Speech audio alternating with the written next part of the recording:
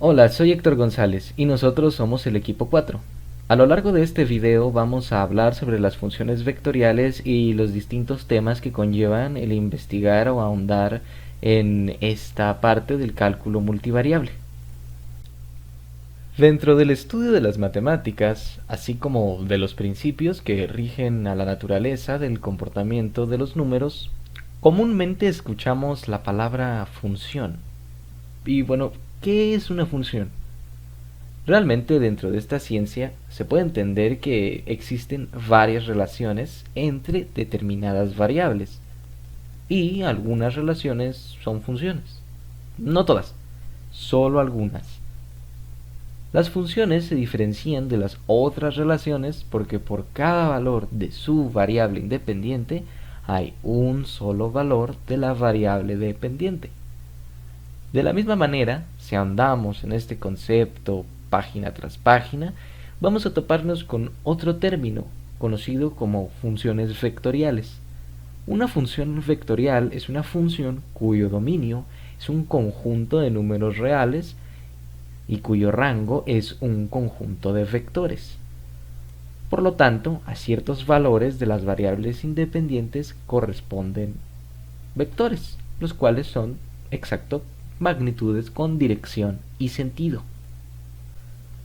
Un ejemplo claro de función vectorial sería uno como el siguiente, en el que r de t está escrito vaya en función de tres funciones, y esas funciones a su vez están escritas o descritas en términos de un parámetro t, siendo así f de g esta función, g de t la siguiente y h de t la última función.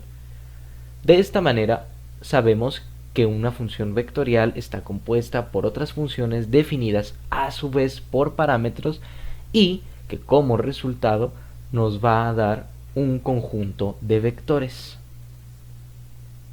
Soy Andrés Ruiz Romero y voy a hablar sobre las derivadas parciales y los límites. Primero explicaré las derivadas parciales. Para comenzar, hablaremos de lo que es o cómo se define las derivadas parciales. Estas se pueden entender como una derivada parcial de una función de varias variables es su derivada respecto a una de esas variables, con las otras manteniéndose constantes. Este es un principio que tenemos que tener en cuenta al momento de realizar un ejercicio.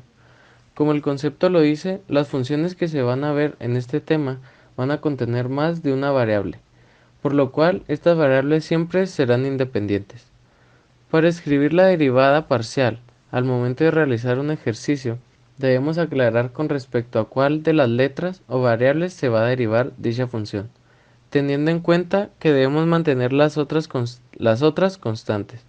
En este tipo de derivadas se utiliza el signo de redondeada o también conocida como d de Jacobi. Sin embargo, no es la única forma de expresar estas derivadas. Las derivadas parciales son muy útiles e importantes en el cálculo vectorial y, geometría diferencial y tienen muchísimas aplicaciones. El concepto, el cual puede ser que no sea muy claro si no lo vemos desde una vista gráfica, es el límite de una función f de x en el punto x sub 0, cualquier punto del eje x, es el valor al que se acercan mis imágenes, o sea las y, cuando los valores, las x, se acercan al valor x sub 0. En otras palabras, el concepto de límite es la clave de toque que formaliza la noción intuitiva de aproximación hacia un punto concreto de una función. En el análisis de derivada e integral definida se fundamentan mediante el concepto de límite. El concepto se puede generalizar a otros espacios topológicos, como puede ser las redes topológicas. De la misma manera, es definido y utilizado en otras ramas de la matemáticas, como puede ser la teoría de categorías. En pocas palabras, los límites describen cómo se comporta una función cerca de un punto, en vez de en ese punto. Esta simple pero poderosa idea es la base de todo el cálculo, por lo cual es muy importante estudiar y entender este concepto. Hola, ¿qué tal? Mi nombre es Jaime Rey Mendoza y les hablaré un poco acerca de la continuidad dentro de las funciones de varias variables o multivariables. La continuidad de una función significa que incrementos pequeños en las variables independientes conducen a pequeños incrementos en el valor de la función. Entonces, cuando aquel incremento es infinitésimo, o sea que tiende a cero, también lo es el de la función. En el apartado de continuidad, podemos definir a la función de varias variables continua en un punto, de tal manera que en este caso la continuidad utilizada para funciones reales de variable real será análoga. ¿Qué quiere decir esto? Pues que se comienza con la continuidad de campos escalares y se extiende de una manera natural hacia los campos vectoriales. En un campo escalar, una función es continua siempre y cuando el límite de f de x, donde x tiende a A, es igual a f de A. Derivada direccional. La derivada direccional de una función multivariable en la dirección de un vector dado representa la tasa de cambio de la función en la dirección de dicho vector. Podríamos decir que las derivadas direccionales son una forma generalizada de las derivadas parciales, ya que con las derivadas direccionales podemos saber qué pasa si movemos la entrada de la función en una dirección que no sea paralela a cualquiera de los ejes coordenados, ya que las derivadas parciales nos dan la razón de cambio de f a medida que movemos la entrada, ya sea en la dirección de x o y. Calcular la derivada direccional involucra el producto punto entre el gradiente de f y el vector ya antes mencionado. Hola, yo soy Jorge Luis Ruiz Jaques y les voy a explicar el tema de gradientes en funciones de varias variables. El gradiente de una función escalar multivariable o de varias variables, denotado como nabla de f, empaqueta toda la información de sus derivadas parciales en un vector. En particular, esto significa que nabla de f es una función vectorial. Es necesario darse cuenta que nabla de f de xy es un vector en el plano y nabla de f de xyz es un vector en el espacio. El vector gradiente marcará la dirección de máxima variación de la función en cualquier punto. Por ejemplo, si te imaginas estar parado en un punto x0 y y0 en el espacio de entrada f, el vector nabla de f te dice en qué dirección te tienes que mover para incrementar el valor de f lo más rápido posible.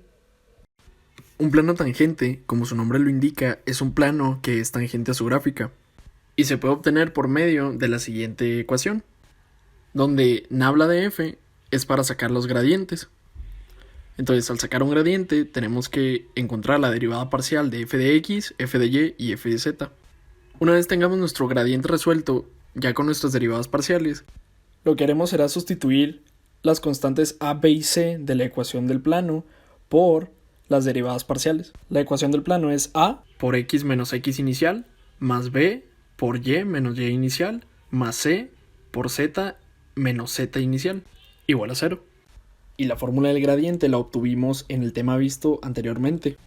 Y así nuestra ecuación estaría lista para ser sustituida por algún punto de una función, a la que le queramos encontrar su plano tangente. Hola, mi nombre es Iván Vega Ávila y hoy voy a explicar una aplicación sobre las derivadas parciales. El problema es el siguiente. Una empresa fabrica dos tipos de esquíes, el modelo ligero y alpino.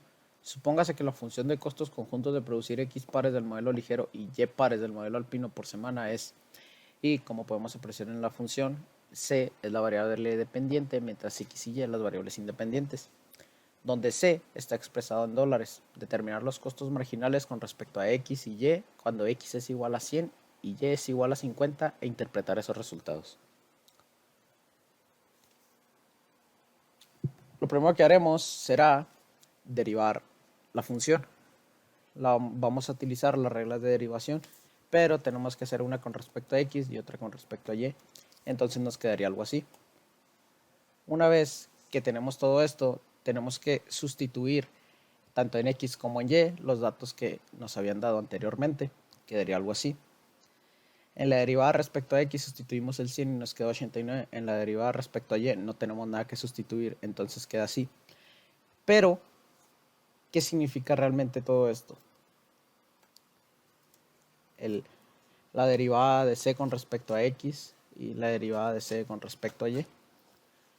Esto nos indica que el precio, cuando de 100 aumente a 101 los modelos ligeros y los modelos alpinos permanezcan constantes, el precio va a aumentar a $89, va a subir $89. Y cuando los ligeros se mantengan constantes y los alpinos suban de 50, 51 a lo que sea, va a aumentar $85. Muchas gracias por su atención. Esta ha sido mi parte del video. Y los integrantes de mi equipo son Jorge Ruiz, Héctor González, Andrés Ruiz, Jaime Rey y un servidor. Nos vemos.